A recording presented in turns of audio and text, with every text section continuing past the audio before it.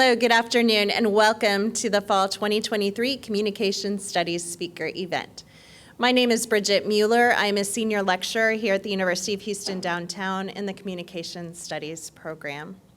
We are coming to you today here live. I want to thank our live audience today, as well as live streamed, and this event will be recorded and shared in all Communication 1304 classes. We offer this event every semester. It is a way for our department to connect issues that we're talking about in our classes with the greater community. And this semester, we are so excited to be focusing on our rhetoric program and talking about communication and democratic participation. The way this event works is we have invited panelists to come and share their expertise. This year, we're excited that our entire panel comes from right here at University of Houston downtown. We have such great expertise in this area that we did not need to search elsewhere. So I'd like to start by introducing them briefly, and then each panelist will speak and share their research and their expertise in their area. After that, we will have a question and answer session. If you are joining us online, as the panelists are speaking, I encourage you to submit your questions under the Q&A tab. I'm going to be sitting over here monitoring the Q&A, and I will be sharing your questions with the panel when we get to that point of the program. If you're here live, when you came in, you should have picked up a note card over there. You can just jot down a question at some point during the presentation. When we get to the Q&A, I will come and collect those cards and pose them to our panelists. I know a big question is, my professor said I would get extra credit if I came today. So let's address that. If you're here live and you signed in, I will be sending those attendance sheets to all of your faculty.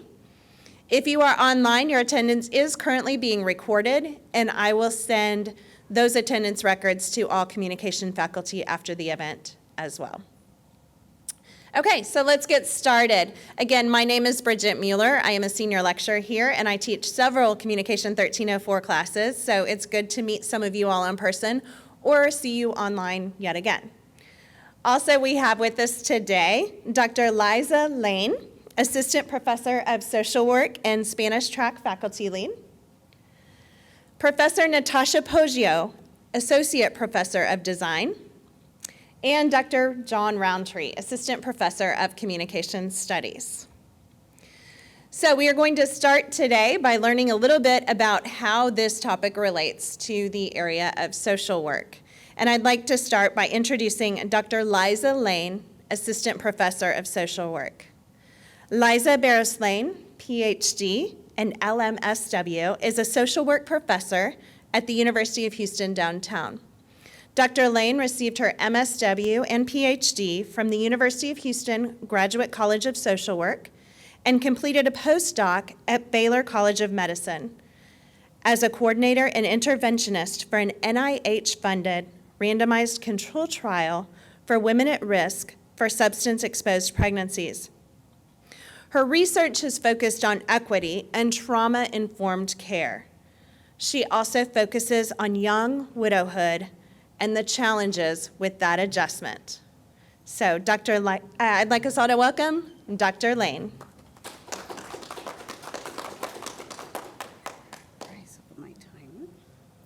Thank you so much for having me here. It is a privilege and an honor to share with my esteemed colleagues. And I will bring up my PowerPoint if I can, do this, okay. And so the topic, it is really hard to see how to share slide. Here we go, slideshow. Is that there? Begin slide right there? Okay. All right. So civic engagement and social work, and what is a combination of the two and the intersection? So normally, I like to ask people is, what do you think that social workers do?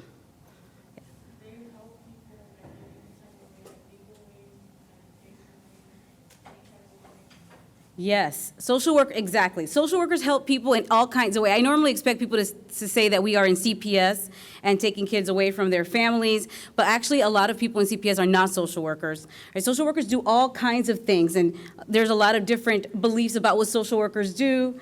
people think we're saving the world and we're Mother Teresa and what I think I do and then what the boss thinks we do and then what we actually do is a lot of times is paper pushing. But actually we do, our whole idea in social work, our primary mission is to enhance the well-being of all people. With particular attention to the people that are vulnerable and in poverty, right? That is enhance the well-being of all people. That's like a really big, broad definition. And one of the defining features of social work is our focus, our dual focus on individual well-being in the context of society, right? So where you reside, like where you live, the political forces around you, the people who you interact with, all those things matter in social work because we understand that you are as well as you're only doing as well as your environment is, okay? And so in social work, you can do all sorts of things. We call it micro practice to meso practice to macro practice, right? And so micro practice we see people in therapy, we do case management, we do all those things that are individual, and we borrow a lot from psychology, fields of psychology, but we also do meso practice, which is working with groups and communities and agencies. And then macro practice is larger organizations, communities, and also policy work. And the reason why we focus on all those things is because you can't be okay if the policies are written in a way that will harm you, okay?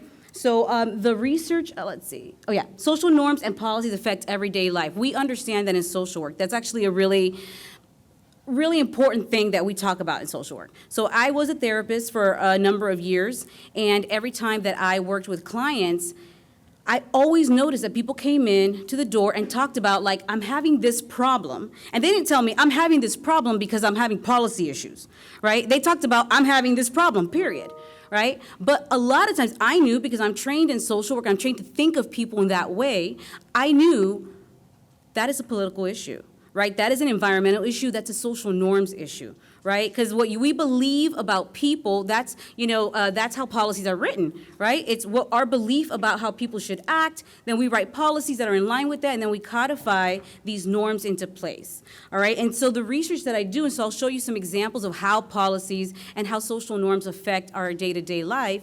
The research that I do is on young widowhood. Okay, so widows, when you think of widows, you think of probably an older person who has lived their life out with their partner, but actually I was widowed when I was 36 years old in an accident. I had a 3-year-old son when my husband died, and it really just changed the course of my life completely. And so as a result, I already had been doing work in trauma-informed care and looking at trauma, but then like living this experience out and realizing how little information there was out there and how much young widows and widowers are impacted by the society in which we live and the beliefs that people have about us and the policies in place. So I'm going to show you a little video here of, here we go, of military young widows. I'll just show a couple minutes of it. Gold Star families in a fight for love and their future. According to a little-known federal law, widows and widowers will lose their military survivors' benefits if they remarry before the age of 55. In the post-9/11 era, one national nonprofit says Gold Star spouses, on average, are only in their mid-20s or early 30s, and surviving military spouses only remarry in 5% of cases, citing financial concerns and losing benefits. Reporter Heather Graff takes an in-depth look at a push to change what some consider an unfulfilled promise from our government. They were coming back from a mission. He was riding an ATV. He hit a pressure plate improvised explosive device, and he was about 10 minutes out from the hospital in Ghazni. The doctors told us that he had opened up his eyes really big, and he said, "Wife, kids, I love."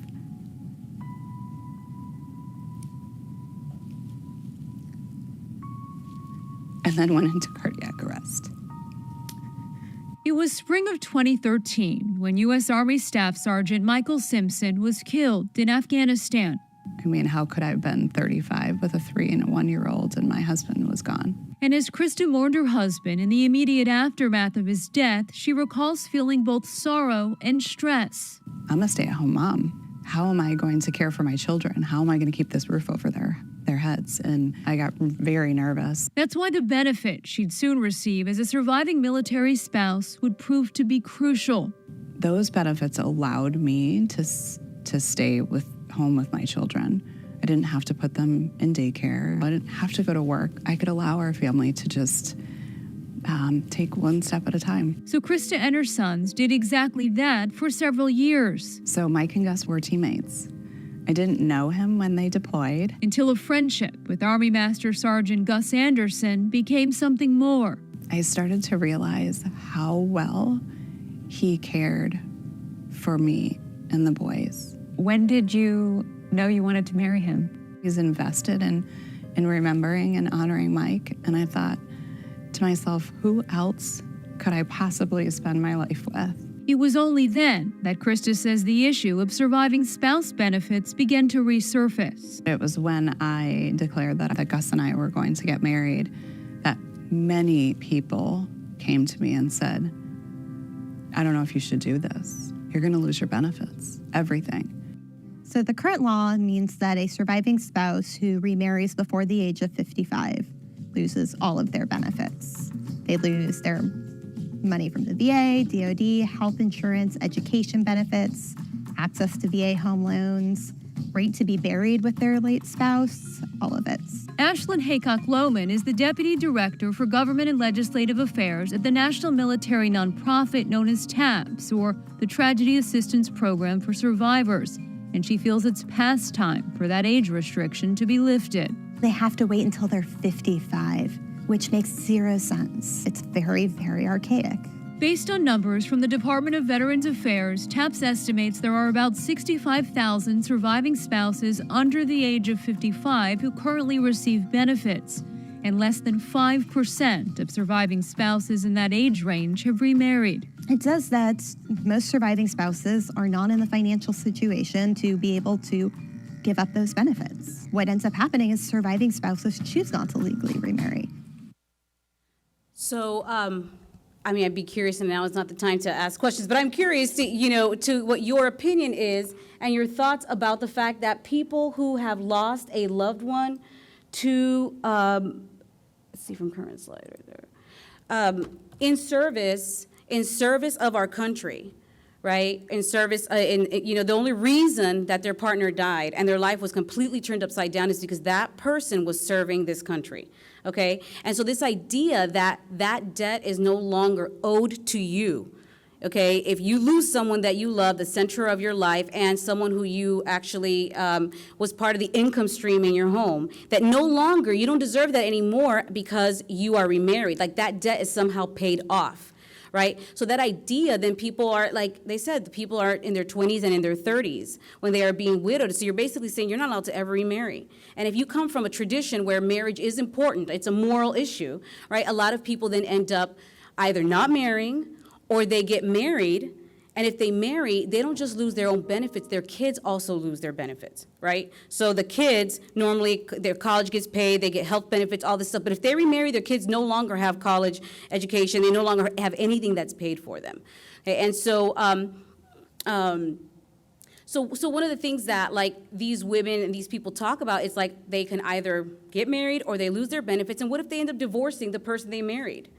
That's also very common, right? And so you can get remarried and you divorce and all of it, but you would never get those benefits back. So the reason I'm saying all this is because these policies come from social norms, right? These social norms of like, did you really ever love your husband if you ever remarry and fall in love? Like those things that people think about, that stuff starts to become into policy, right? And starts being codified. And so I wanted to show you some of the other, not just policy, but social norms where some of this stuff comes from. Like in widows in India, in the rural areas of India, are not allowed to remarry. There's several research studies, I only cited one, that talks about like their inability to remarry. They're also not allowed to ever participate in any festivals, anything that's fun. You're never allowed to wear any new clothes ever again in your life. There's a lot of restrictions that are placed on widows in India.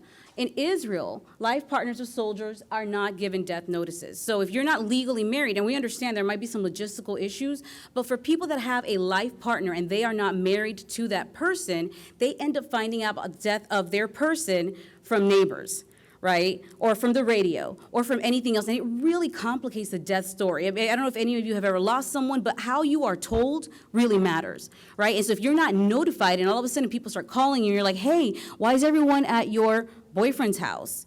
Why is the police at your boyfriend's house? And you go over there to the boyfriend's house and realize they've known for several hours that he's dead and no one has told you anything.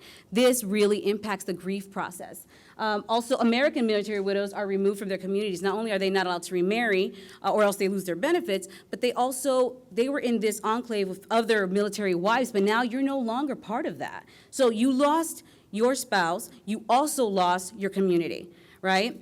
And then car insurance goes up, and I don't have a citation because that's actually me. When my husband died, I went to the car insurance, and I was like, I'm trying to bring down my bills, right? Because I used to have 2 paychecks, now it's 1 paycheck, right? We got to bring down the numbers.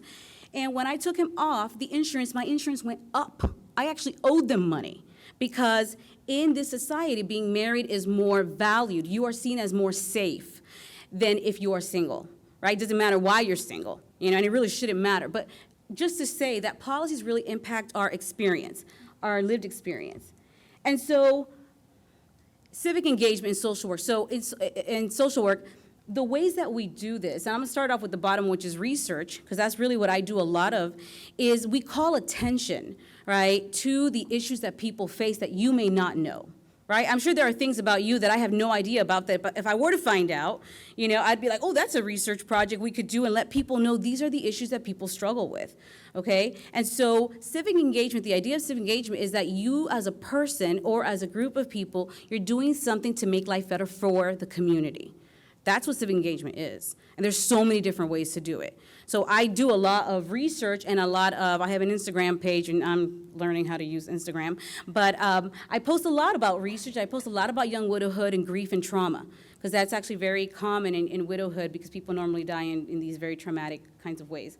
And so letting the people know what's happening. But the other thing that social workers do is that we do community organizing. Sometimes, giving the example of young widows, sometimes people don't know, everyone thinks they're alone in this problem, but you start to bring people together and realize you're actually not alone in this problem. There are a lot of other people that deal with this situation just like you, and if we could just get together and start taking some action to say, you've got to change this policy. This has to change. Society needs to know, right? If you start doing that, then you're bringing people together to do community organizing. We talk to people about their rights. We educate people about their rights so that they know. Sometimes we don't know what is our right, or, we don't know what the benefits are there for us. We also, one thing that I'm doing a lot of is a voting initiatives, because the number one way to formally, to engage civically is to vote, right? You are able to come to the table, make a decision, say, here's who I think should happen, who I think should be in power, who should represent me.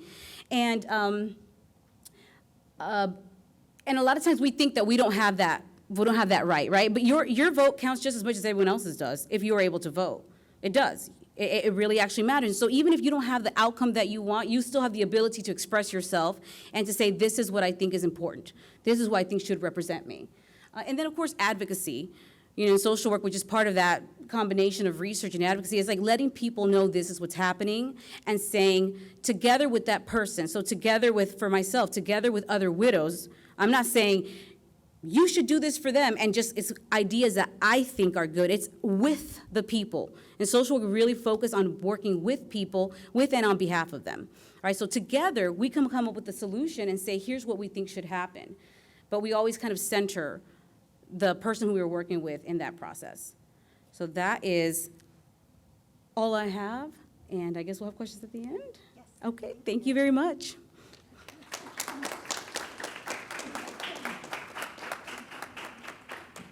Thank you, Dr. Lane.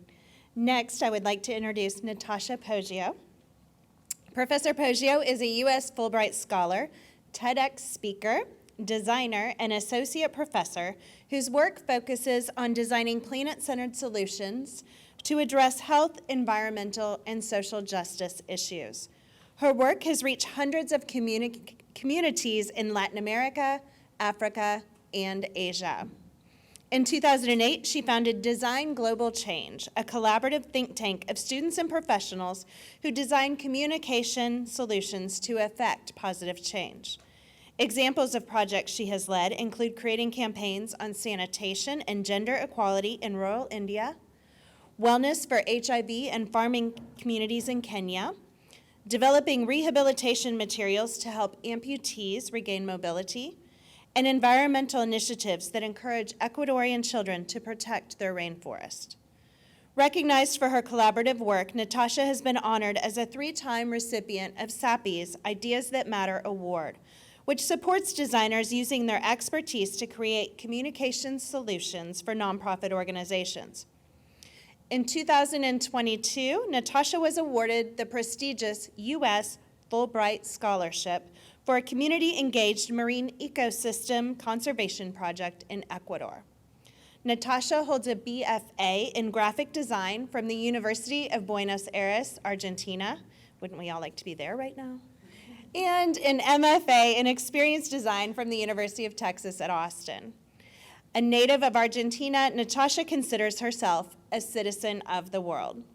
Here at UHD, she teaches graphic design classes and the lecture course, Graphic Arts for Social Change. With no further ado, Professor Poggio.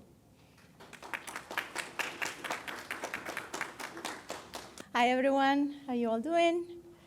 Thank you, Bridget, for the introduction. So my name is Natasha Poggio, and anyone here is in the BFA degree, taking the design classes, have taken design classes before as part of the required courses. So I teach graphic design, and they're going to see a lot of examples of graphic design and visuals.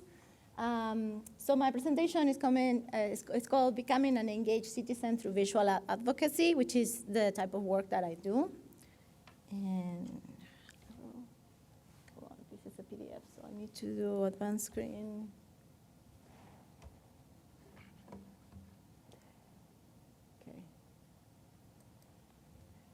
Okay, so my name is Natasha.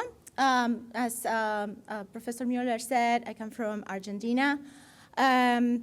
This week is Indigenous Peoples Days, and we recognize that, and I like to mention, so where I was born is not in Buenos Aires, but it's in a different state near Buenos Aires.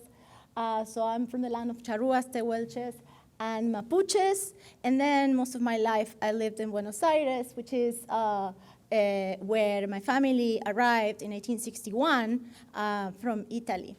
And then I lived in Houston, Texas for the last 7 years. And this is the lands of the Acoquisa, Karankawa, Sana, and Coahuiltecan. And these are like these are some of the original tribes of the Texas Gulf Coast.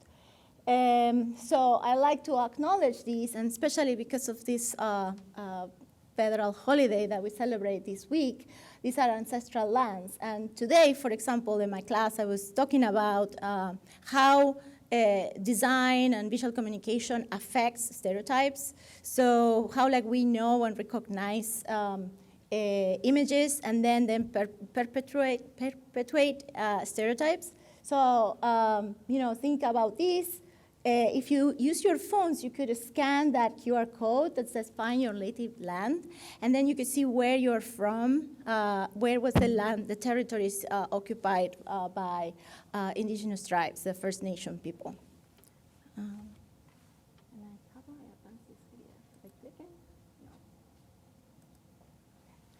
So, as I said, I'm an associate professor. I do a lot of projects in the community. So this is a picture of last year's Earth Day, not the spring, but 2022. Students created these fabulous posters, and we have the opportunity to showcase information about migratory birds during Earth Day celebration. And so my primary focus right now is environmental issues. We need a planet to exist, so I've been working on that, but as it was mentioned before, I've done a lot of things that had to do with social issues, gender equality, and global health. So this is me when I was on Fulbright. It was at the University of the Arts in Guayaquil, in Ecuador.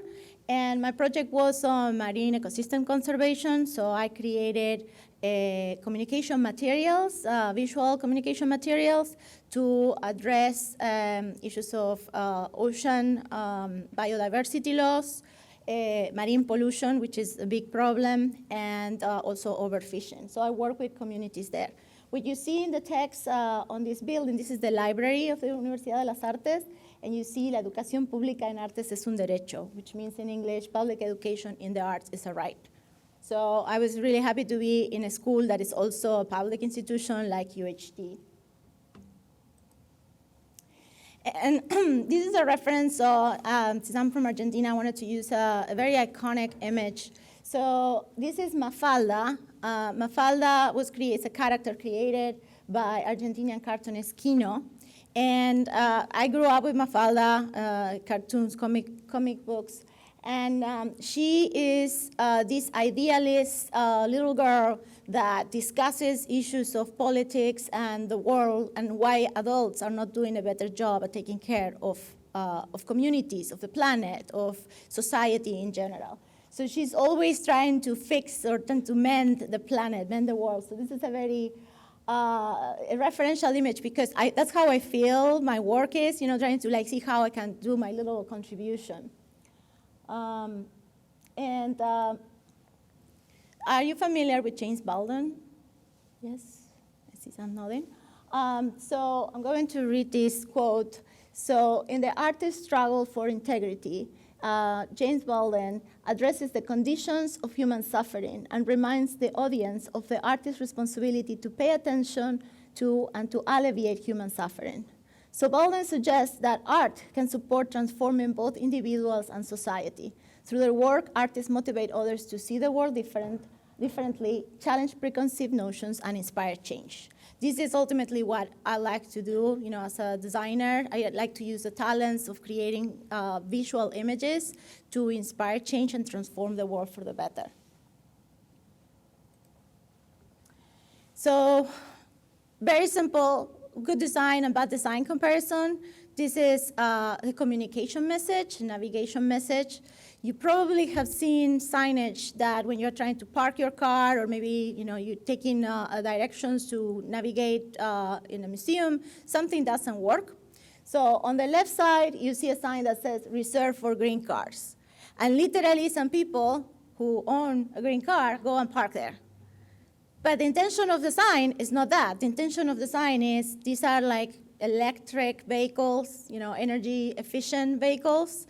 So the sign on the right side says reserved for green vehicles, and then it adds vehicles must have a minimum green score of 40% from greencars.com. So it's very specific, maybe too specific. But the idea is that indicates whoever is having an electric vehicle can park there, but not because of the car color, you can just park. So this is a good signage compared to a bad signage. We are surrounded by bad design all the time. So as designers, we work towards improving messages, improving communication through good design.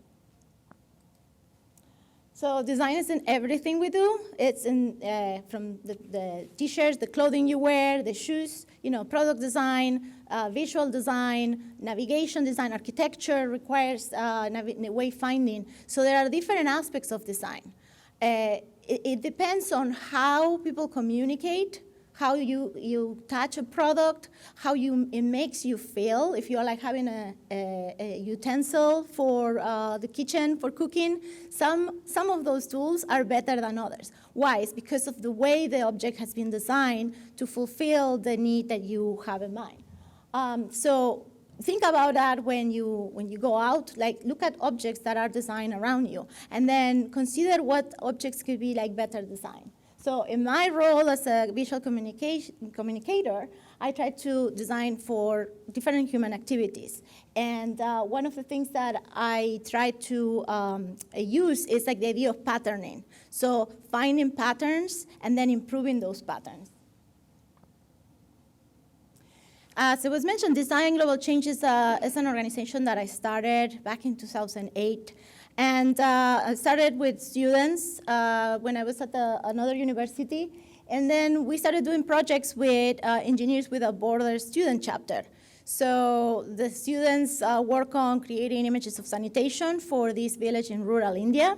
And then after several grants, I got to take the students to India to do a project with engineers. And then there was a need, at that time, 2008, there was a need to have design for social change. And I couldn't find information about it. It was like, some scattered things across the web. So then I decided to start an organization that will congregate people interested in doing this type of work. Started with my students, and then students who graduated, they continue to be in touch, and we work on multiple projects. So in a way, I try to create civic engaged designers as they go through my classes and then in their professional practice. So civic engagement, as is the topic of today, it's working to make a difference in the civic life of one's community and developing the combination of knowledge, skills, values, motivation to make that difference.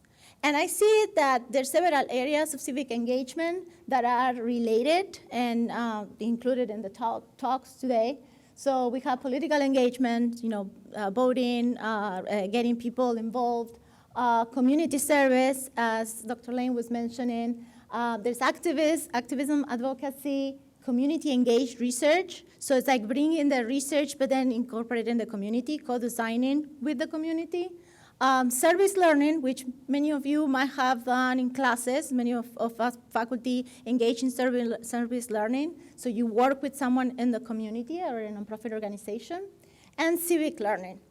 So the ones at the bottom, the last four, are examples that you will see in the slides. So visual communication facilitates narratives, awakening emotions, generating empathy, articulating values, integrating languages and forms, transcending time, telling powerful stories, and call for action. So the design examples are basically calling for action. And the ones that you will see, some of them relate to sanitation, global health, wellness, and using the idea of sustainability. So this is like a very big range. There's obviously no time to go over all of them, but you get a glimpse of lots of activities that have design and community engagement. And here are examples from UHD students.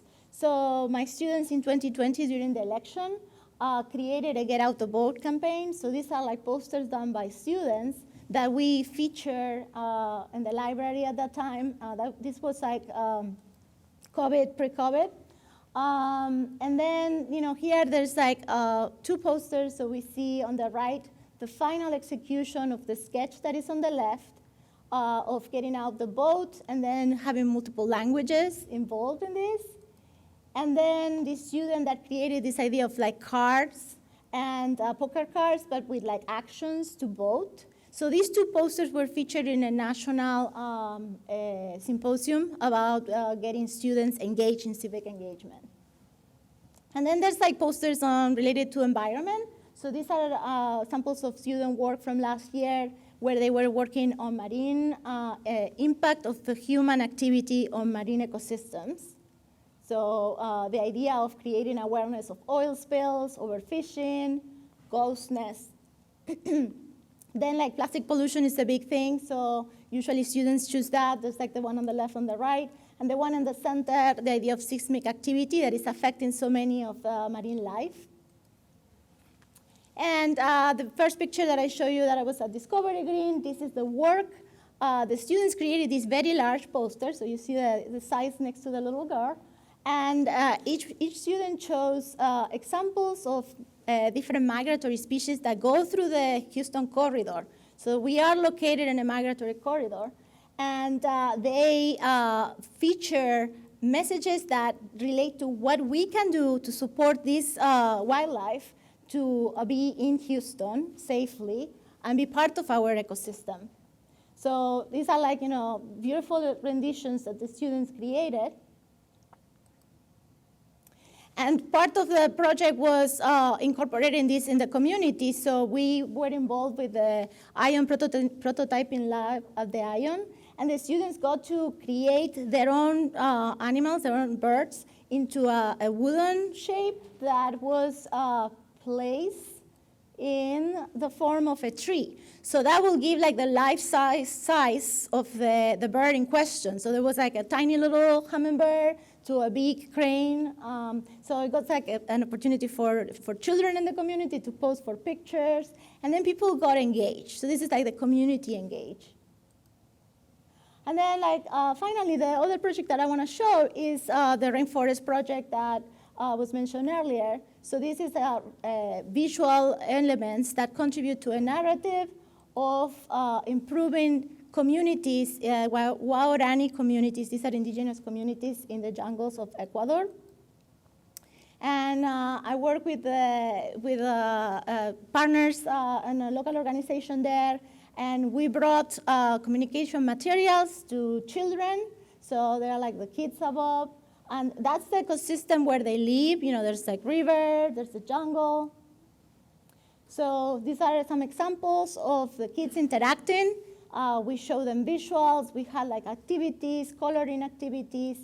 And we ask them to draw what they are familiar with. So these are like jaguars, all of the kids' different jaguars renderings. And one of the key things that happened is the kids had all these stories and narratives of the jaguars being bad animals. So the highlighted circles are like hunters. So the animals are hunted.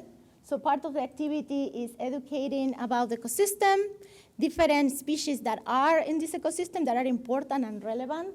So each student in my class chooses one of the species, and then they represent it visually. And we see the sea otter, then in this case is the wildflower, the passion fruit. The text for the kids was in Spanish. I had all the stuff translated. It became, these like the spreads that you see, these are like pages on a book that had the activities, a coloring book activity, so the whole thing is in black and white, so the kids were coloring, but then the book is printed in full color. So when we were like finding the research that the kids only thought about like the hunting, we the student created this bottom rendition that shows what happens when animals are hunted. They start disappearing. And this is one of the things that is happening in this ecosystem. And then as the ecosystem is being impacted by deforestation, like the animals are gone. So each student focuses on one animal. So this animal lives in the canopy of the trees, and then those trees are disappearing for the environment. So what will we lose if the Amazon isn't protected? We lose ourselves. What will we lose if the ocean isn't protected? We lose our food supply, our balance for the ecosystem. The ocean is the one that protects the living organism of the planet. It's where we have most of our carbon is stored in the ocean.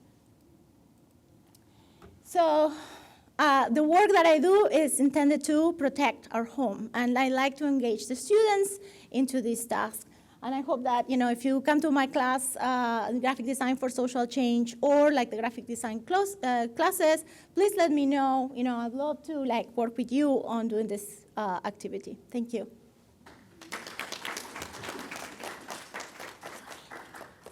Thank you, Professor Poggio. Our last speaker, but certainly not least, is our very own Dr. John Roundtree.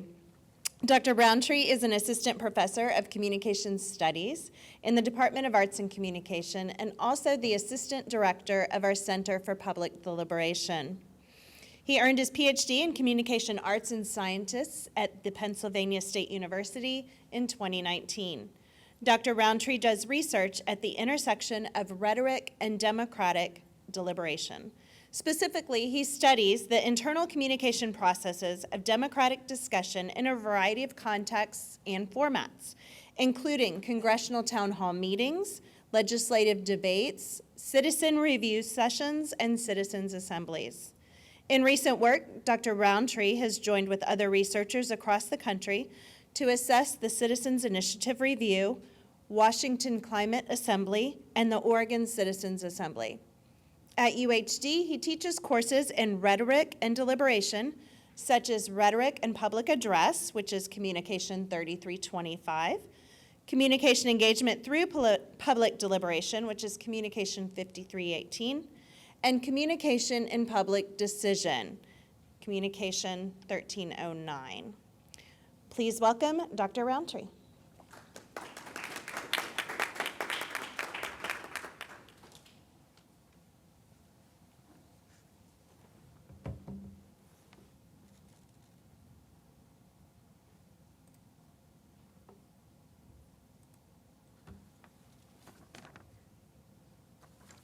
Well, good afternoon. It's fabulous to be here with such wonderful colleagues. I'm honored to be on a panel with Dr. Lane and Professor Poggio. They have done such amazing work, and I've had the opportunity to collaborate with both of them. So they are fantastic resources. You should definitely take their classes, okay? So you might be wondering, like, this is kind of a weird pairing, right? It's like a designer, a social worker, and a deliberation person walk into a bar. What is going on? What is this thing that we've been invited to? A lot of times when I talk to students about politics, they say, well, I don't do politics. It doesn't affect me. I'm like, okay, well, you're probably thinking about politics in a really narrow way. You're probably thinking about politics in terms of the very traditional modes of political engagement, such as going to vote. Really important, but that's not the only way politics happens. Or political campaign debates, or maybe you're thinking about the mass media, right?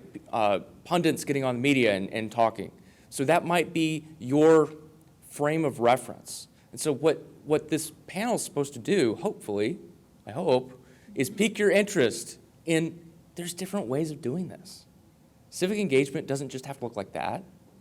It could look like social work, right? Working with young widows to address their challenges.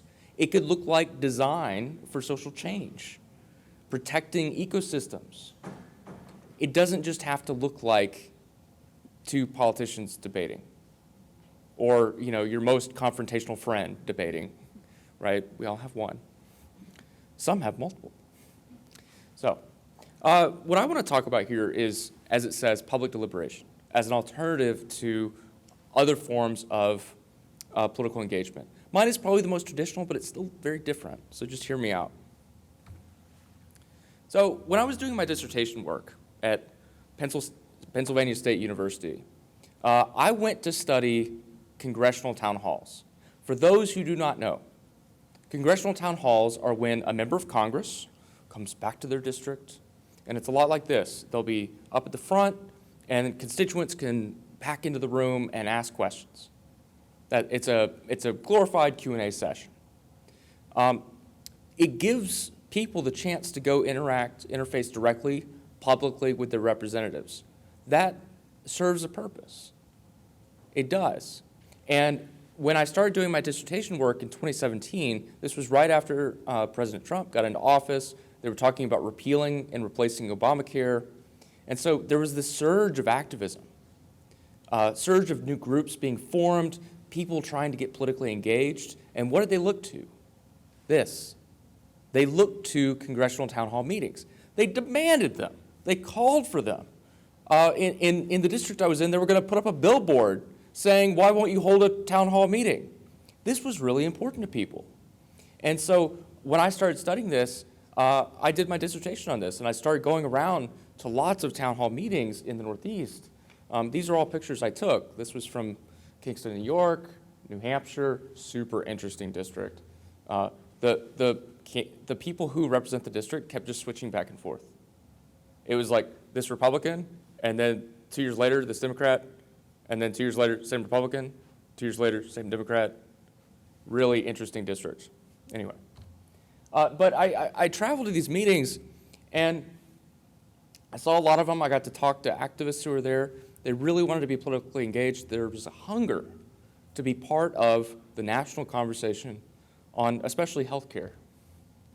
But the thing I also noticed is that as much as this is an important part of our democracy, people left frustrated at almost every meeting I went to. Strange, right? So you've got people calling for meetings, demanding them, and then they get it. And it's like, oh, that wasn't what I wanted. So part of what's happening, I think, is that when we've put stuff like this as our primary outlet to politically participate, it fills some needs but not others. So let's just think about what town halls do, right? Here's part of the problem. One part is it's really good for activists if your purpose is to make a spectacle. Again, there's nothing wrong with that. That's an important part of political engagement. That's what the civil rights movement did. They made spectacles to get national attention. But that's only one form. It's only one modus operandi, method of engagement. There's no clear mechanism for people to actually have an impact. So let's play this out, okay? You're a constituent. You come in. I'm the congressperson. You come in. You say, Obamacare saved my life. Oh, how could you dare repeal it? You say, well, I think we need to repeal it because of X, Y, and Z. Then you leave. What's the impact? I don't know. And neither do they. It could be that it does have an impact. It could be you've got leaders who are genuinely interested. I'm not trying to be cynical about leaders, but it's not obvious from that space what the impact was. And then if you go to that meeting and everyone's getting up and saying, you know, we really support keeping the Affordable Care Act, and then the representative takes all that information and they go and they vote to repeal it, or they go and they say things that seem to contradict that, it causes distrust because it's like, well, what was the point of that? Now, it may be that they did listen to lots of constituents. It may be that that input did have an impact, but where's the evidence? You don't know. So it causes distrust. So in sum, you know, leads to conflict, leads to disempowerment, leads to distrust. So what do we do with that? Because there is this hunger, and I think there's genuine desire, regardless of political party, I think there's a genuine desire to be engaged members of a political community. Well, here's me being an evangelist for public deliberation. Already, you might notice it looks a little different. This is an image I took at a public deliberation in Massachusetts. Notice the differences from the town hall. Already, they're in small groups, right? It's not a one-to-many environment. It is a many-to-many environment. There's lots of participation. You'll notice there's these giant sticky notes in the back. You know, my students are never impressed by those. I love those. I think what happened is y'all had them in high school, and we didn't have them in high school. So when we finally got them, it was like, oh my gosh, this is so cool. I'm like, yeah, whatever. But it's collaborative. It's collaborative. They're working together. So public deliberation, a good metaphor for thinking about it is, what if instead of being on opposite sides of the table on a policy issue, debating, what if we were on the same side looking at the issue together? That doesn't mean we agree. You don't have to agree. But it means that the spirit of that is collaborative. The spirit of that is problem solving, not confrontation. So this is probably my favorite definition of deliberation. This is from John Gastel and Laura Black. John Gastel was actually here last year. And the video is still online? You should go look at it. But not right now. Wait. So they define it as when people deliberate, they carefully examine a problem and arrive at a well-reasoned solution after a period of inclusive, respectful consideration of diverse points of view. There's two elements of that, right? One element is there's an analytic side to this. We've got to go through a process of finding information, figuring out what our key values are, identifying a broad range of solutions, weighing those different solutions to see what the best decision would be. But then there's a social element. There's a social element. We have to be inclusive. We have to respect each other. We have an obligation to listen, consider other people's views. That's what public deliberation is about. Now, this may sound really pie in the sky, like, okay, yeah, that's nice in theory. No, it's not just in theory. We do it. This is something you can actually get involved with, too. Public deliberation has been instituted in different places. For example, Oh, yeah. So it's collaborative, builds relationships, promotes active involvement from citizens in the process. So, for example, this is a case I've had a lot of experience with. This is called the Citizens Initiative Review. So this was instituted in law in Oregon, but they've piloted it in other states as well. The idea is, in Oregon, if you get enough signatures, you can put something on the ballot. Pretty cool. Direct democracy at work. I think it's like 100,000 or something like that. So you get enough signatures, you can put something on the ballot. If it gets voted yes, it's law. Okay, so that's direct democracy. In Texas, we have LRCAs, legislatively referred constitutional amendments. That's when the state legislature kicks something to us to vote on. There's 14 of those coming up, by the way. So this citizens initiative, it's a good process for direct democracy, really cool. But what happens when you get to the voting booth? You haven't heard about this issue. You see it, and it's like, do you not want this to happen? And you're like, what is this? I haven't heard about this. So this was a problem. There was also a lot of disinformation going around about what these measures did. So here's what they did. They inserted public deliberation into the process. They got together after the initiative gets on the ballot, but before the election. They get together a randomly selected group of 20 to 24 ordinary people, just like you and me. They bring them together for 4 to 5 days, pay them. Yeah. Now I've got your interest.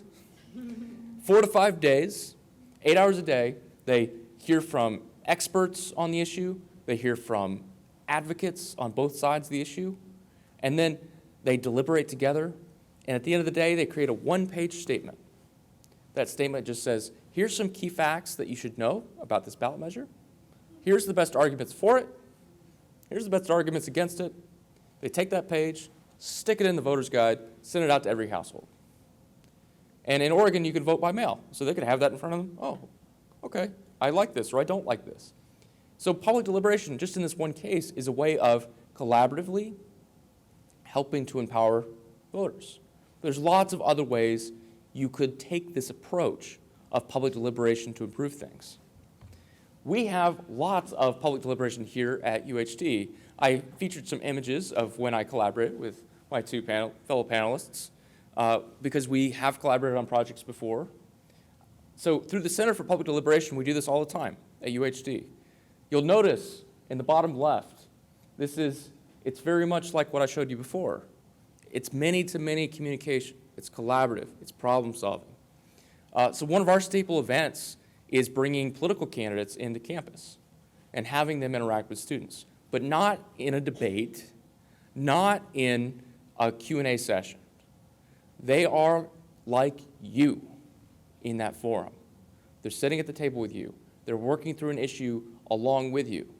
We found this builds a lot of good relationships. We found that it helps people feel more confident in getting ready to vote. We've also found that it humanizes people. It gives them a chance to see politics in a new light as well. So we have one coming up. I may have made that QR code pretty big. So we have one coming up in less than 2 weeks now. We have like 20 political candidates already registered and like 130 students, I think. It's going to be in A300, which is next to Starbucks. I assume y'all know where that is, just around the corner. I highly encourage you to come.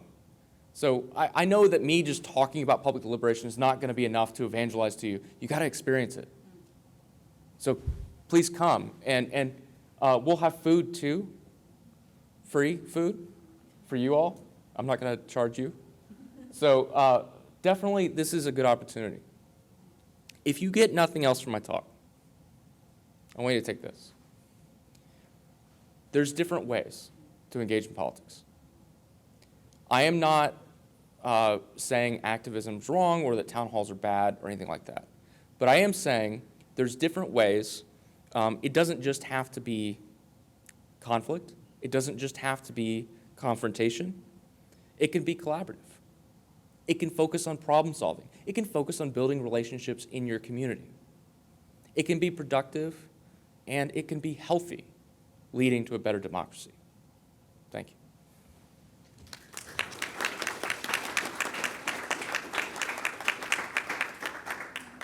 Thank you, Dr. Roundtree. We will just leave that up. Now you understand why we chose this topic this year and how timely it is. I want to thank you all for presenting to us today. While they've been presenting, I've been monitoring the Q&A online, and I've jotted down those questions. So I'm going to start by posing these questions to our panelists. I'd encourage you all here live, if you had a question that you wrote on a note card, to just pass it to the center, and I will come around and pick it up. If you start to think of questions you'd like to ask, feel free to pass it in. You don't have to be afraid about public speaking. I'll do that for you. There's also more note cards in the back if you'd like to fill out another question. My first question is to Dr. Lane. I know, she's like, oh, I'm on the spot. It's my turn. You focused on widow rights, but what other social issues do you think our community should address? Oh my goodness. Where do you start with that? Well, voting rights is actually a real important community issue that we should be focusing on. And there are a lot of different, I mean, I could sit here and tell you like a million different things, but voting, the reason why we're looking into voting right now is because in the state of Texas, the ability and the accessibility of being able to get to vote is really restricted, right? I don't think that we understand the difference between ourselves and other states. In other states, for example, you can register to vote online. Here, you have to have a paper registration. Like, it's just a lot harder to get. And like, when are you? And you have to go get this paper. It's not available online where you can print it out either. You have to go pick it up somewhere. Like, who here has the time to go pick up a voter registration form? Do you? I mean, you know what I mean? We're busy. We're in our lives, so it's not really made accessible to us. Also, being able to have a voting location and voting times. Like, we just outlawed 24-hour voting in Texas, right? We just outlawed drive-in voting. And so those things, when you start to make things like the right to vote inaccessible to people, it's not like they're saying you're not allowed to vote, but it's being made hard for you to do it. Okay, and we all know that if you make things more accessible and more easy for people to access, then they will do it. And so in other states that have a lot more engagement, it is because the structure around voting is different than it is here. And so a lot of times we might think, oh, you know, I don't vote because I'm apathetic and I don't really care about politics, but I think a lot of times it's because it's just not encouraged and it is not supported here in Texas. So that's just one other thing that I would say. Okay, I'm going to piggyback on that one because one question came to Dr. Roundtree, and it's quite similar. What do you think is the most important issue that should be discussed now? There's lots of great issues to discuss. And that's, gosh, I feel like, can y'all hear me? Yes. Okay. Mm-hmm. I feel like, Dr. Lane, it's like, where do you start? I mean, to me, I think we've got to look at the process itself. So when we're talking about all these problems that we're facing, right? Climate change, immigration reform, you know, gun violence, there's lots of important issues to change. But if you don't fix the process, then you're not going to address any of them. And to me, the process has to be changing our paradigm of how we engage with each other and changing our paradigm of what it means to have good political leadership. So that's not meant to be a partisan message. That's meant to be a message about we've got to rethink what it means to be involved in politics. That's one of the reasons why I favor deliberation, because it reframes it not from the point of view of debate or winning, but from the point of view of problem solving together, because that's what we're really trying to do. Thank you. Professor Poggio, one of the students would like to know, how did you get into graphic design and how did you get into activism, and which came first? Well, that's a very long-winded question. Let me make it very short. So when I was a kid, I really like, you know, visual graphics. So I was inspired by the artwork of CDs. I'm of the time of cassette tapes, but then CDs came along and they were really beautiful, right? So, but they were a product. And then I learned, I became part of the youth group of Lions International, so I was in a club. And they asked me what type of contribution I wanted to do in the club. And I was like, I want to do like the design of the newsletter. So we had a newsletter. And so I drew entirely the whole thing and used a typewriter to put all the text. And I was fascinated because, well, it was like, very praised. Everyone was like, this is so cool, so beautiful. And it made me realize that I could, with a talent, which in this case was drawing, and the idea of putting things together, I could communicate, and other people will be excited, and they will read these things, and it was an empowering effect.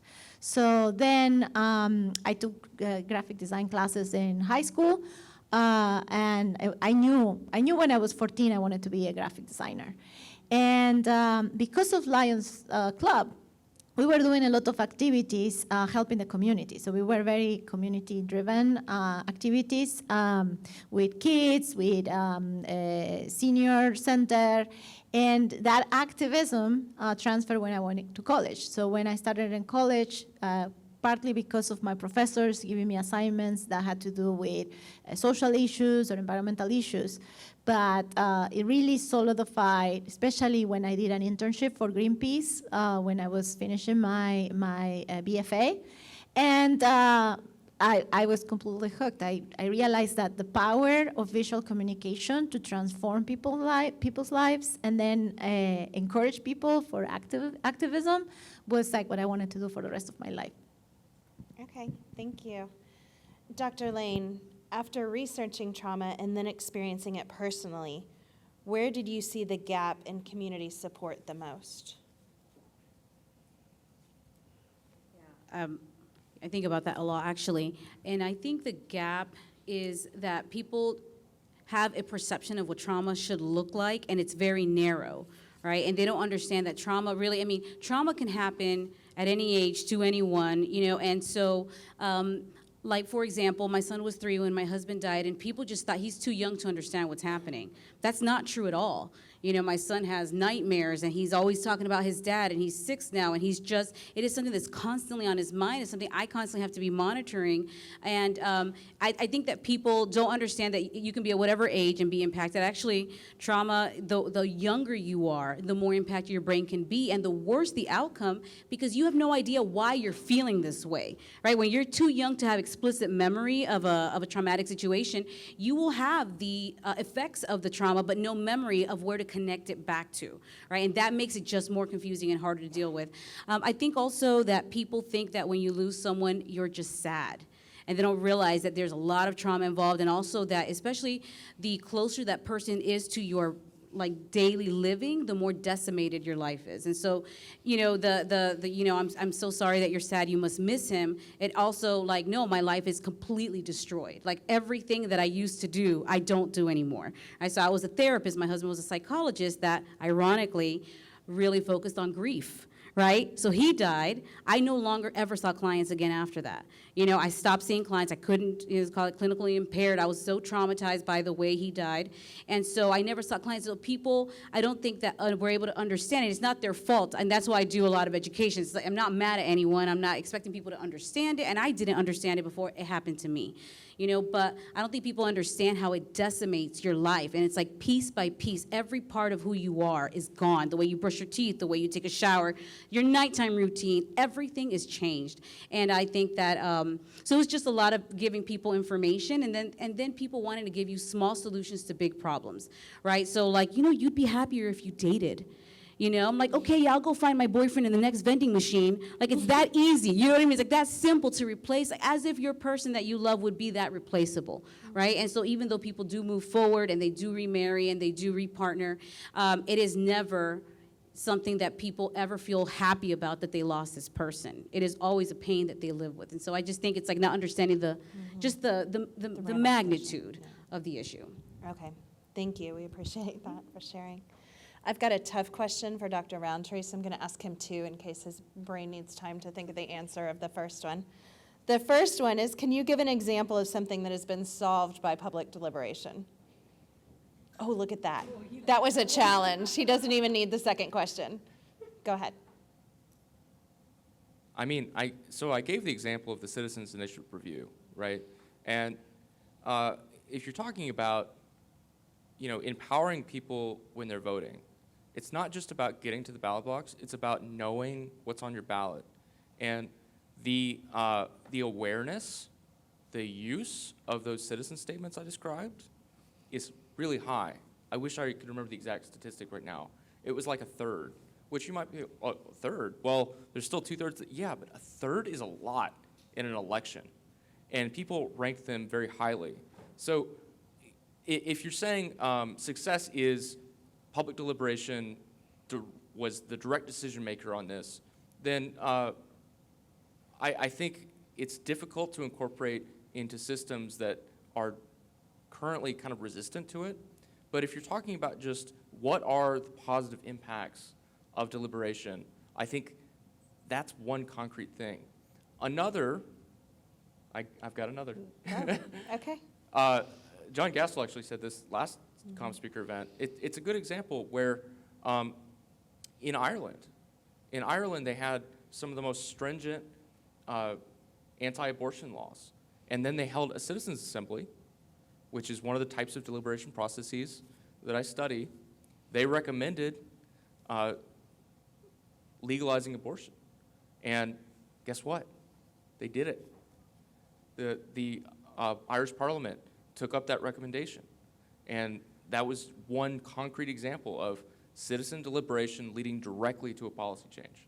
So I think there is a lot of room for this. But I would also just say, deliberation is not leading towards a specific conclusion. Deliberation is about having a good process. Okay, thank you. I'll save the other question for the end since you did that one so well.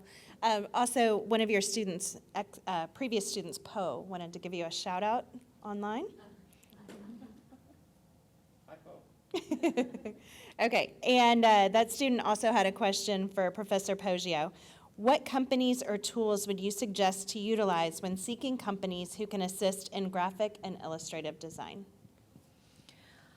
So companies or tools to assist in the creation of, well, to design, to create communication messages, you could do it with multiple things. You could use the Canva that is now being used so much for social media, and you have to have a message to communicate, obviously. The idea is like creating the message. So I work with professionals that, like Dr. Lane or Dr. Roundtree that have messages to deliver, and then designers create those in a visual form. We use Adobe Creative Cloud as software to do, posters, brochures, websites.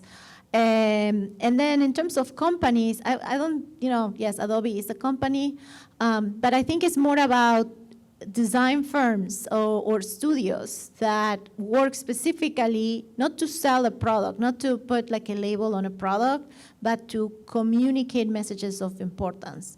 So this is one of the key things in all the work that you've seen. I do have design assignments that are not related to like changing the world, but primarily I want to show that design can be used for that and learn as well design principles. So any good designer will be able to design, the shoe, a Nike ad, but also it's more challenging if they can communicate empathy, building a call to action with communication about helping widowers address their issues. So that's the key. It's like, it's the message, not necessarily the tool. You could do it with a pencil and paper. Okay, that was a good segue actually to our next question for Dr. Lane. What is your organization doing to change the policy that widows can't remarry? So right now, this was something that I pivoted into this type of research in the last summer, so a year ago. So we are just right now starting to look at all the issues. I just completed a systematic review to look at the literature in the last 10 years on the challenges that widows face, just to understand the lay of the land. And there's not a lot out there in research anyway, but we first want to understand all the things that are going on and what we should focus on. So we haven't yet started, but Dr. Roundtree and I had tried to start a project, a collaboration on doing deliberation with young widows, and it was not funded this time, but I think that we're going to try again. I'm hoping that we try again to see if we can start having those conversations and see what are the other issues that people face, right? Because I can't, like, this one already, there's another organization that does a lot of work around military remarriage, but there are a lot of other issues that young widows experience, right? And so I know a lot of them because I live with a lot of them, and I'm in a lot of groups of other widows, but I want to take a more methodical approach to understanding and then approaching those issues. Okay, and we actually just had someone on the live stream ask another question as a follow-up to that. Is anything being done to protect the children of the deceased for them to still receive benefits even if their parent remarries? That's what they're fighting. The policy is to try to make sure that they keep those benefits as well, yeah. Okay, thank you. And where can students find more information on your research? I have an Instagram page, and I also have a website. So the youngwidowhoodproject.org, that is where I put out some information, but I do a lot on Instagram. I need to learn a lot more about actually design. But the Instagram page is The Widowed Researcher, at The Widowed Researcher, and then Facebook as well. Yeah. Okay, thank you. This was not directed to a specific panelist, so y'all can jump in. Are people afraid of politics because it's something that most people are scared of in their communities? Don't know what the direction is to take there. Maybe just the negative connotation of politics, the word politics, perhaps? I'll take a bite at that first. I think people are afraid of politics for lots of reasons. I think that could be one reason, especially given the climate we're in now, where our politics has become, it's almost trite to say it, but it's true. It has become more polarized. There's more likely to be political violence, and so certainly that can be an issue. There's also a lot of distrust across the political aisle. So people who are in communities where they might feel like the majority of the community is going to disagree with them, they might be afraid. But I always think back to one of my peers who did work with members of Congress actually to host deliberations, kind of reimagine town halls, so not the one-to-many Q&A. He was testifying to Congress about his work, and they said, what reason do most people give that they didn't participate before now? And he said, no one ever asked them. It's as simple as that. Now, posting a flyer is not the same as actually inviting someone. But, I mean, it could be just that, right? And I think having an invitation is an important element. Good. So we did a study with UHD students actually last year, and we asked, this was social work students, we asked them what are the barriers to engaging in politics and in voting specifically, and they said, we don't know the people we're voting for. We don't have a direct connection with them, we don't know them, and so what was so great about the deliberation that Dr. Roundtree hosted was that they were able, these social work students were able to meet these candidates, and they were like, oh, I'm gonna vote because I know that guy and I really liked what he had to say. So just that personal connection. And I think too though that one reason people don't vote is because we just don't know a lot about what's going on, right? We don't know this, it just feels very removed from us. It feels like it's like the really maybe more experienced people that are smarter than us know, and our lives are too busy to really care about what's happening up there. And so I think that like that lack of connection between like your lived experience, what you go through every single day, if you turn on your lights, if you use water, all of that is actually connected to the policies around you, okay? Because that's all like the government runs that stuff. And so anyway, so just like feeling like that has nothing to do with you. That I think is the reason why people are also not having any connection with the people that you're voting for. So I was thinking what Dr. Roundtree said, and I thought about my experience, being from Argentina. In Argentina, it's mandatory to vote. You don't choose it. You just like, you're born, by the time you are 18, now they change it, you can vote at 16, actually.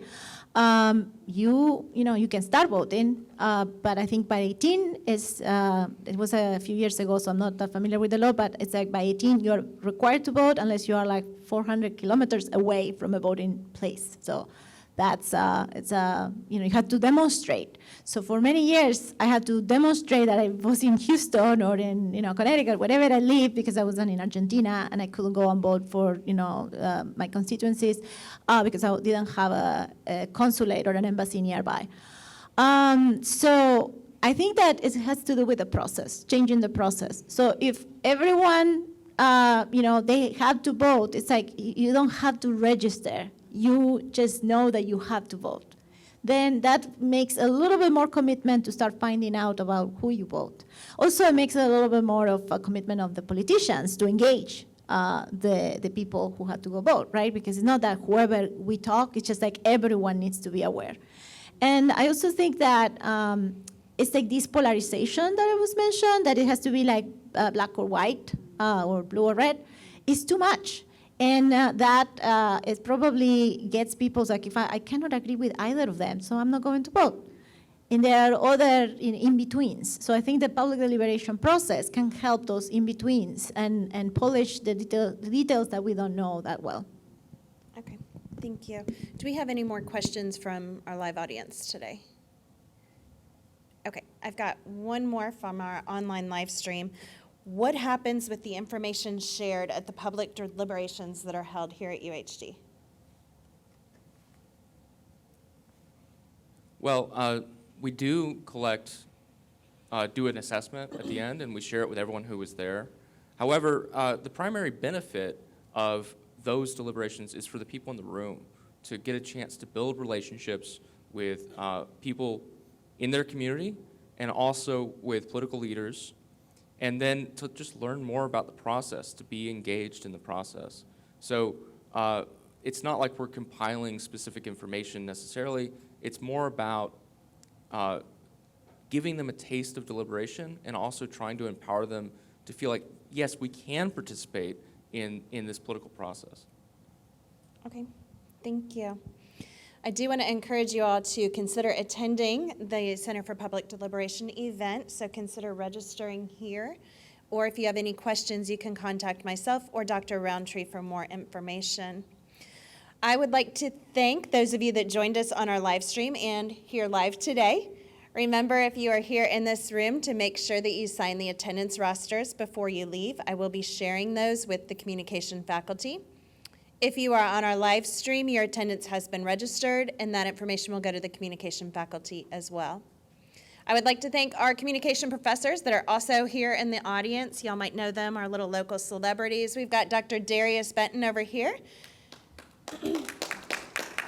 If you did not know, he leads our master's program, which is a fully online program in strategic communication.